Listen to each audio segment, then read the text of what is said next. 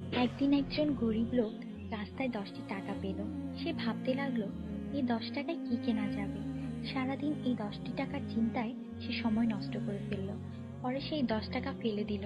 সে বলল, হে আল্লাহ, এই 10 টাকার জন্য আমি আজ সকাল থেকে আপনাকে একবারও স্মরণ করিনি।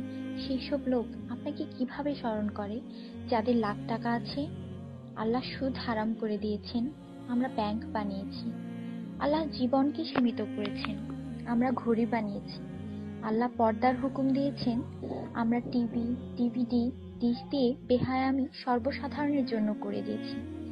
আল্লাহ বলেন, কোরআনে তোমাদের সফলতা, আমরা অক্সফোর্ডের বইকে সফলতা বানিয়ে নিয়েছি। আল্লাহ মিথ্যা বলা নিষেধ করেছেন, আর আমরা এপ্রিল ফুল পালন করা শুরু করে দিয়েছি।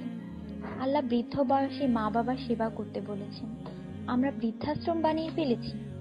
আজ মুসলমান এই জন্য দুশ্চিন্তায় যে যাকে খুশি করার তাকেই তো রাগিয়ে ফেলেছি। দয়া করে সবাইকে ফরওয়ার্ড করুন, কারণ নেকির দাওয়াত দেওয়ায় নেকিকারীর সমান সওয়াব পাওয়া যায়। একটু ভাবুন, আজান যখন হয় তখন টিভির ভলিউম কমানো হয়, কিন্তু নজর টিভিতেই থাকে। আর মনে মনে বলি, আজান যাতে তাড়াতাড়ি শেষ হয়। এতেই কি আজানের মর্ম? আপনি নিজে আপনার মনকে প্রশ্ন করুন। আজানের জবাব দেওয়ার চেষ্টা করুন, যাতে মৃত্যুর পর কালিমা তাইয়্যিবা আমাদের নসিব হয়। অনুরোধ, এই মেসেজটি সবার কাছে পৌঁছে দিন। বন্ধুরা, আমাদের দাওয়াতে যদি কেউ না আসে, আমরা রাগান্বিত হই। আল্লাহর পক্ষ থেকে আমাদের জন্য প্রতিদিন 5 বার দাওয়াত আসে, আর আমরা নামাজ পড়ি না। তাতে কি আল্লাহ আমাদের উপর রাগান্বিত হন না? এটি শুধু মেসেজ না, বাস্তবতা।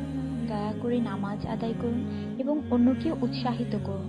যিনি এই মেসেজ পড়েন তাদের উপর আল্লাহ আরো রহমত দিন, এবং যিনি এই মেসেজ ফরওয়ার্ড করেন তার ভালো ইচ্ছা আল্লাহ পূরণ করুন এবং হিদায়াত করুন। নামাজের চিন্তা করুন, ব্যালেন্সের না। আজান শুনে উঠুন রিংটোনের মতো। কোরআন মনোযোগ দিয়ে পড়ুন SMS পড়বার মতো। জীবন সবসময় থাকবে না নেটওয়ার্কের মতো। নামাজ ত্যাগ করা মানে আল্লাহকে রাগান্বিত করা। ফজর 6 মিনিট, জোহর 15 মিনিট, আসর 8 মিনিট, মাগরিব 10 মিনিট, এশা 18 মিনিট, মোট 57 মিনিট। 80% লোক এই মেসেজ ফরওয়ার্ড করে না। দয়া করে আপনি করুন। আল্লাহ সবার মঙ্গল করুন। আমিন।